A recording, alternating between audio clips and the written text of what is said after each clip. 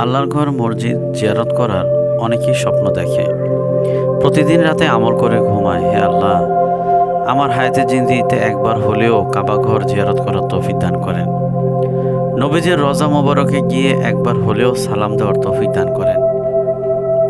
এই ইচ্ছাগুলো সমস্ত মুমিনের দিলের মধ্যে সবসময় থাকে। ভালো কাজের প্রতিদান আল্লাহ তাআলা ভালো কিছুই দিয়ে থাকেন।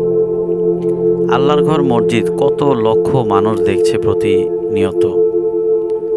জানি না কার ভাগ্যে লেখা আছে, কেউ কি পারবে আল্লাহকে সন্তুষ্ট করে সেখানে যেতে। অনেক চাইতে হবে আল্লাহ তাআলার কাছে, হাজত পড়ে পড়ে চাইতে হবে, দান করে চাইতে হবে, রাত্রে উঠে তাহাজ্জুদ পড়ে চাইতে হবে।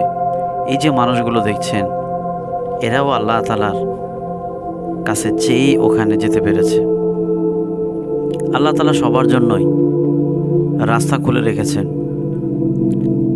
জানি না যারা এখনও যেতে পারেনি তাদের স্বপ্ন আল্লাহ তাআলা কবুল করবেন কিনা। আল্লাহর ঘর কাবা দেখতে সবার ইচ্ছে, চোখের সামনে একটু ধরবে, একটু চুমু দিবে, একটু মনের কথাগুলো খুলে বলবে।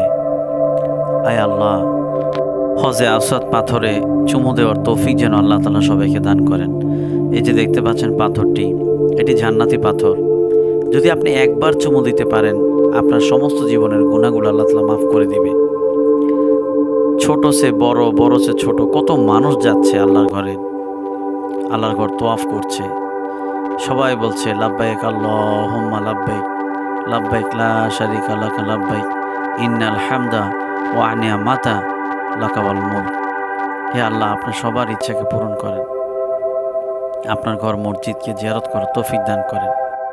এই দুনিয়াতে কত মানুষের কত স্বপ্ন থাকে, কত ইচ্ছে থাকে, কিন্তু যারা আল্লাহওয়ালা, আল্লাহকে ভালোবাসেন, তাদের ইচ্ছা শুধু একটাই, আল্লাহ আমার হায়াতে জিন্দিগিতে একবার হলেও আপনার ঘরকে জিয়ারত করার সুযোগ করে দেন। আল্লাহ, কত মানুষকে আপনি সুযোগ করে দিয়েছেন আপনার ঘরে যাওয়ার জন্য।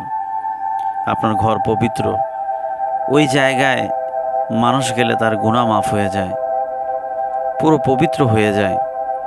এত মূল্যবান একটি জায়গা, এত সুন্দর একটি জায়গা, যেখানে প্রতিনিয়ত ফেরেশতারা অবতরণ হচ্ছেন, ওখান থেকে সারা দুনিয়াতে রহমত বর্ষিত হচ্ছে। হে আল্লাহ, যারা ভিডিওটি দেখছেন সবাইকে যাও তৌফিক দান করেন। ভিডিওটি শেয়ার করে দিন, চ্যানেলটি সাবস্ক্রাইব করে সাথেই থাকুন প্রতিনিয়ত নতুন নতুন ভিডিও দেখার জন্য। আল্লাহ হাফেজ। আসসালামু আলাইকুম রহমতুল্লাহ।